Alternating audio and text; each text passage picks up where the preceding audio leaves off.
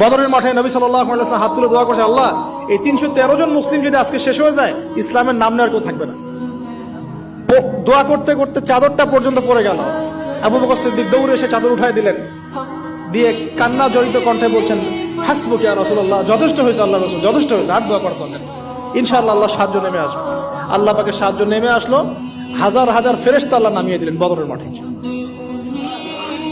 আপনি দেখুন যে সুবহানাল্লাহ, নবী সাল্লাল্লাহু আলাইহি ওয়াসাল্লাম হিজরত করছেন আবু বকর সিদ্দিককে সাথে নিয়ে। মনে আছে গারে সওরের ঘটনা, সবাই ঘিরে ফেলেছে, এমনকি নিচ থেকে উপর ওদের পা দেখা যাচ্ছে। আবু বকর সিদ্দিক বলছেন যে ইন্না মুদরাকুন, আমরা ধরা পড়ে গেলাম। ইয়া রাসূলুল্লাহ, একই কথা কিন্তু নবী সাল্লাল্লাহু আলাইহি ওয়াসাল্লাম সেই একই কথাই বলছিলেন, লা তাহজান, তুমি দুশ্চিন্তা করো না, ইন্নাল্লাহা মা'ানা, আল্লাহ আমাদের সাথে আছেন। ইনশাআল্লাহ আল্লাহ আমাদের সাথে আছেন। তবে কাদের সাথে আল্লাহ থাকবেন?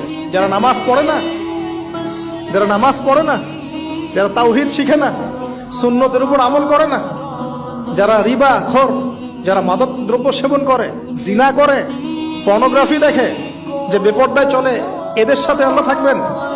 আমরা যদি আমাদের অবস্থান উন্নত করতে না পারি, আমাদের দ্বারা উম্মার বিজয় হবে না, ফুল স্টপ।